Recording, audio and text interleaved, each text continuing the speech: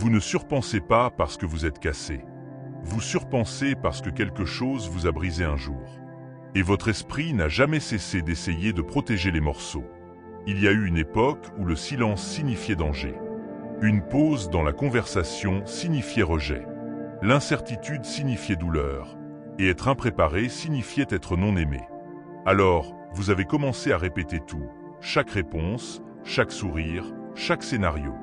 Vous avez construit un esprit si aiguisé, si rapide, si éternellement vigilant qu'il est devenu votre abri et votre prison. Il ne le voit pas, bien sûr. Ils vous félicitent d'être perspicace. Ils admirent votre profondeur. Mais personne ne sait ce que c'est que de rester éveillé à 2 heures du matin, en rejouant une conversation qui s'est terminée il y a des jours, ou en réécrivant un message 100 fois parce qu'il ne sonnait pas juste. Ce n'est pas une question de pensée. C'est de la peur déguisée en logique. C'est un traumatisme portant le masque de l'intelligence. Carl Jung l'avait vu bien avant que la neuroscience ne puisse le prouver. Il disait que l'esprit construit des murs pour éviter ce que l'âme ne peut supporter. Et pour des personnes comme vous, ces murs ont été bâtis avec des pensées. Des pensées infiniment tournoyantes. Vous l'appelez analyser. Vous l'appelez prudence. Mais c'est vraiment une armure. Une armure contre la blessure. Une armure contre l'erreur. Une armure contre le sentiment, une fois de plus, d'être l'enfant qui n'avait aucun contrôle. Mais voici la vérité qui pique. Vous ne penserez jamais votre chemin vers la paix. Parce que la paix ne vient pas de la résolution du problème. Elle vient de la reddition du besoin de résoudre. La surpensée est la façon dont l'esprit évite le corps, les sentiments, le chaos, le chagrin, la douleur ancienne que vous avez rangée il y a des années quand quelqu'un vous a dit que vos sentiments étaient trop forts. Alors, vous êtes devenu efficace. Vous êtes devenu astucieux. Vous êtes devenu raisonnable. Et ce faisant, vous avez perdu la carte du chemin du retour à la maison. Vous ne faites plus confiance à vos instincts. Vous mettez en doute votre joie. Vous questionnez vos désirs. Vous filtrez chaque décision à travers un comité de doute qui n'arrête jamais de débattre dans votre tête. Mais si l'esprit n'était pas censé être le maître? Et s'il n'était que le messager? Et si votre vrai moi, celui que vous avez laissé derrière, attendait encore dans le silence que vous évitez? Jung disait que la complétude n'est pas atteinte en empilant les pensées comme des trophées. Elle est trouvée en descendant dans les endroits où la pensée ne peut atteindre. L'irrationnel, l'émotionnel, le brisé, le réel. Et si cela vous décrit, ce n'est pas une coïncidence. Ce n'est pas juste une belle vidéo. C'est votre inconscient qui répond à la vérité. Le genre que vous ne dites pas habituellement à voix haute. Alors, arrêtez de scroller une seconde. Laissez entrer le calme. Regardez en dessous. Il y a d'autres personnes comme vous qui lisent cela, qui hochent la tête, qui souffrent, qui guérissent. Dites quelque chose dans les commentaires. Votre voix pourrait devenir la lumière que quelqu'un d'autre attend. Et si vous vous sentez compris en ce moment d'une façon que le monde vous donne rarement, restez, abonnez-vous. Nous ne postons pas pour devenir viraux. Nous postons pour nous souvenir de qui nous sommes. Vous voyez, la plus grande illusion de la personne qui surpense est que si elle pense assez, elle évitera la douleur. Mais l'ironie, c'est que la surpensée est la douleur. C'est l'érosion lente du soi au nom du contrôle. Chaque fois que vous suranalysez, vous abandonnez le moment présent. Vous quittez votre corps. Vous mettez en sourdine votre intuition. Vous échangez la liberté contre un faux sentiment de sécurité. Et cela fonctionne un moment, jusqu'à ce que ça ne marche plus. Jusqu'à ce que vous vous teniez dans une vie que vous avez planifiée à la perfection et que vous vous sentiez complètement perdu. Jung avertissait que les personnes qui vivent seulement dans la tête deviennent des étrangères à leur âme. Et quand cela arrive, aucune réalisation ne semble épanouissante. Aucun amour ne semble sûr. Aucun moment ne semble suffisant, parce que vous n'êtes pas vraiment dans le moment. Vous l'observez de derrière la vitre de vos pensées. Alors, comment briser cela? Pas en pensant plus fort, mais en apprenant à s'asseoir avec ce qu'on fuit habituellement. L'inconfort, l'incertitude, la peur que peut-être vous ne sachiez pas vraiment qui vous êtes sans la pensée. C'est la vérité que vous évitez. Et c'est la vérité qui pourrait vous libérer.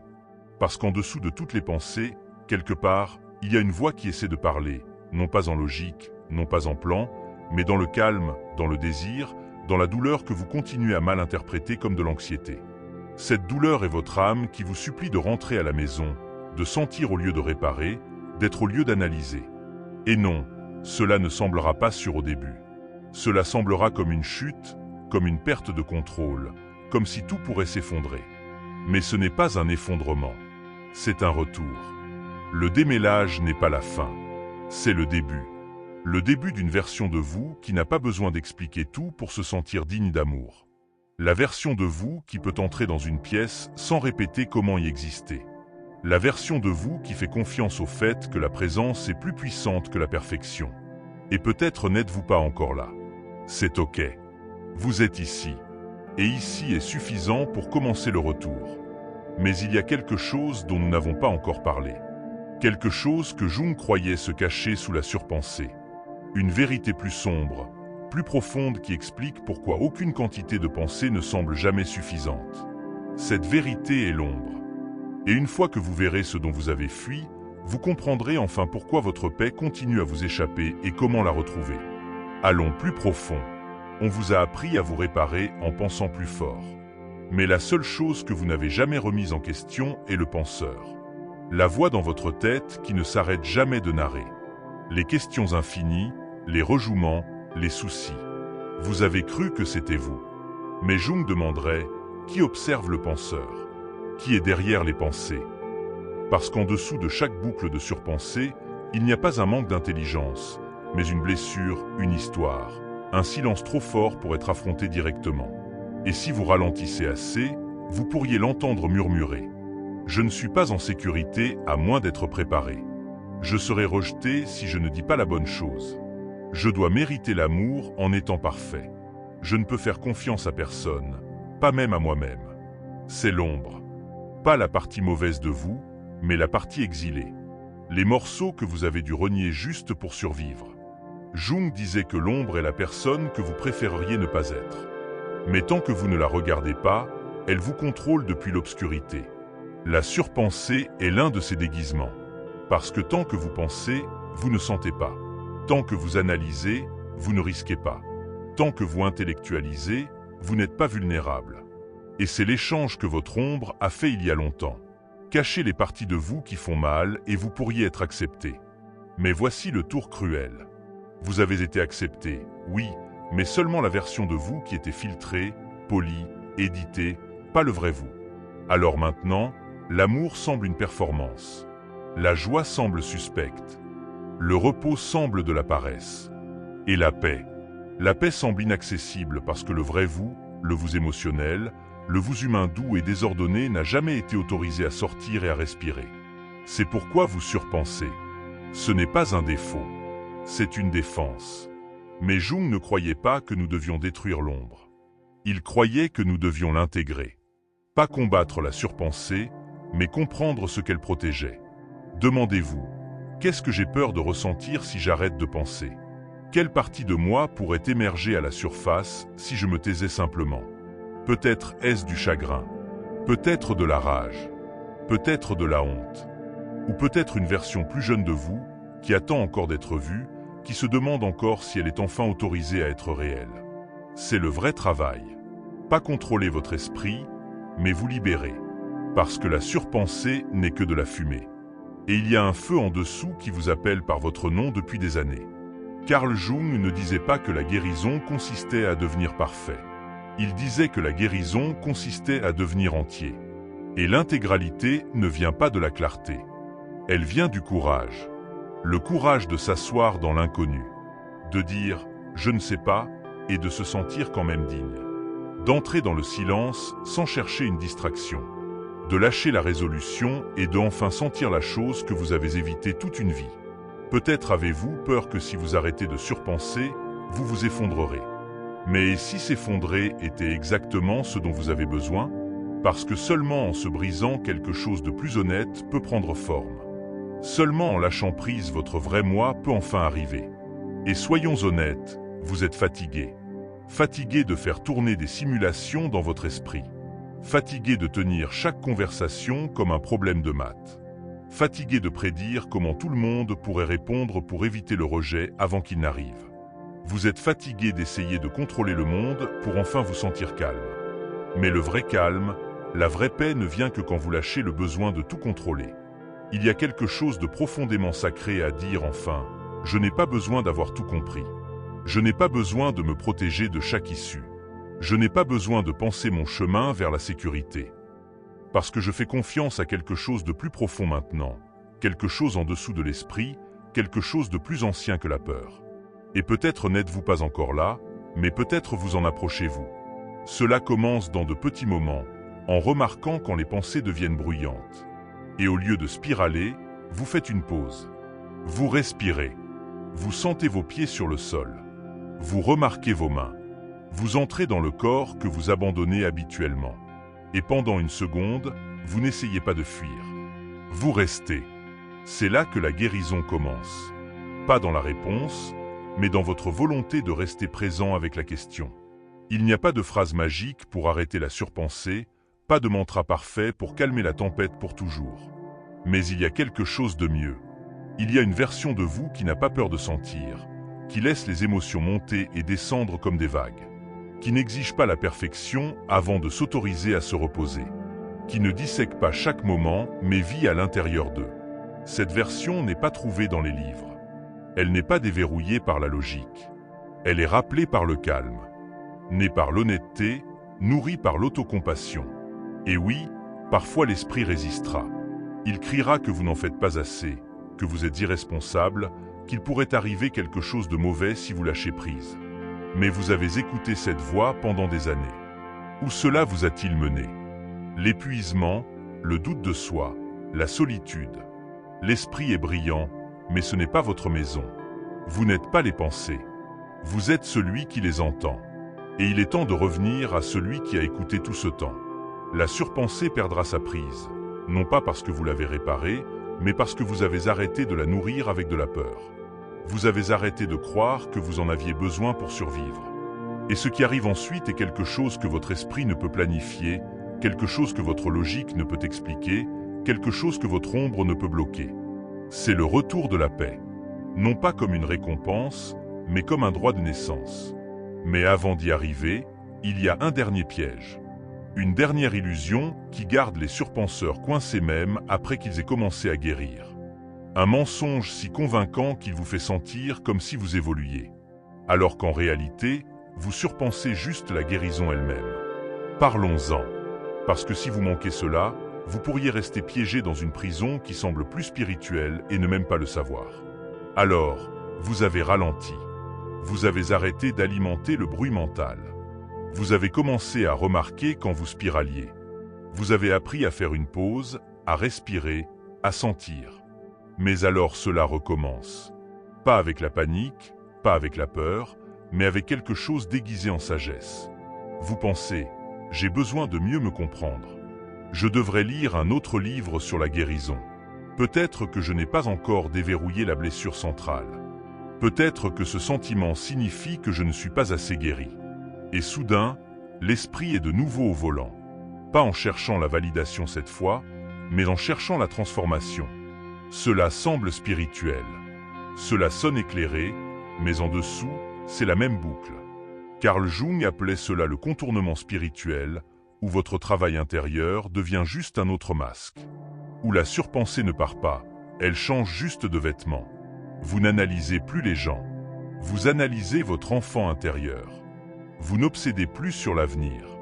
Vous obsédez sur les chronologies de guérison. Vous ne cherchez plus l'approbation. Vous cherchez la preuve que vous faites le travail. Mais c'est encore de l'évitement. C'est encore de la peur. C'est encore l'ombre qui tire les ficelles. C'est là que la plupart des gens se coincent parce que cela semble du progrès. Mais c'est juste une cage plus jolie. Vous n'avez pas besoin de plus d'outils. Vous n'avez pas besoin de plus de cadres. Vous n'avez pas besoin de traquer chaque émotion, d'étiqueter chaque pensée et de bâtir une stratégie pour chaque déclencheur. Vous avez besoin de vous faire confiance. Pas à l'esprit, pas à l'identité que vous avez créée autour de la croissance, mais à la présence profonde et sans mots qui vit en dessous de tout cela. Cette présence, c'est quelque chose que l'esprit ne saura jamais. Que vous n'avez jamais été cassé. Vous protégiez juste quelque chose de sacré. Et maintenant, Vous pouvez arrêter de protéger. Vous pouvez arrêter de traiter votre esprit comme un champ de bataille.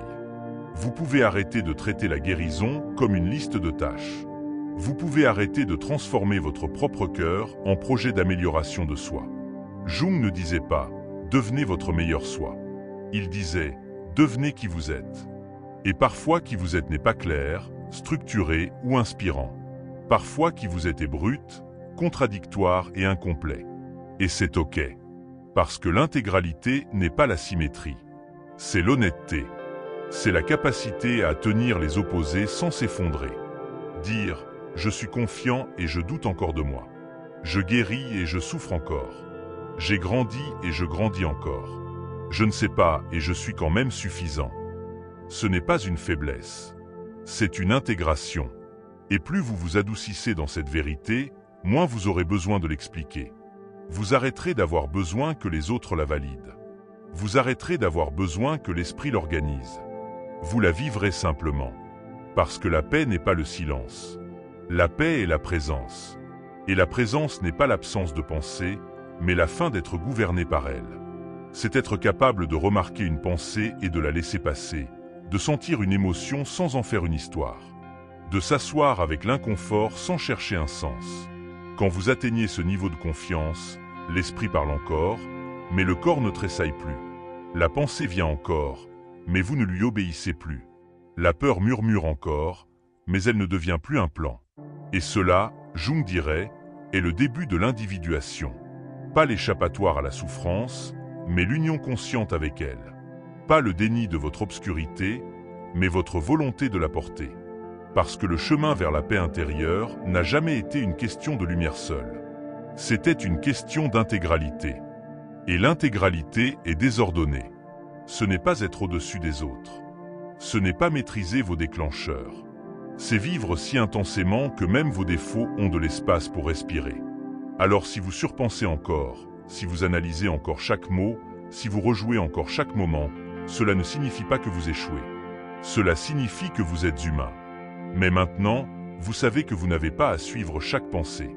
Vous n'avez pas à résoudre chaque peur. Vous n'avez pas à décoder chaque émotion.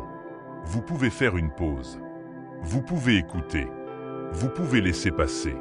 Et dans cette pause, quelque chose de sacré commencera à émerger. Pas un autre plan, pas une autre percée, mais une présence plus profonde, un calme qui vous tient sans vous demander de changer. C'est le cadeau que vous avez évité. Celui qui ne peut être gagné par l'effort, seulement rappelé par la reddition. C'est la paix qui ne vient pas après avoir réparé vous-même. C'est la paix qui a attendu en dessous de la réparation tout ce temps. Parce que l'esprit peut construire des choses incroyables. Il peut écrire, calculer, stratéger. Il peut analyser la douleur, détecter les patterns, même simuler l'amour.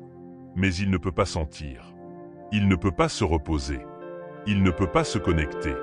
C'est le rôle du cœur. Et quand vous laissez le cœur mener, quand vous arrêtez d'obéir à la tempête dans votre tête, vous ne devenez pas passif. Vous devenez entier. Vous devenez celui qui peut tenir la pensée et le silence, la logique et la reddition. L'intellect et l'intimité sans avoir besoin de choisir entre eux.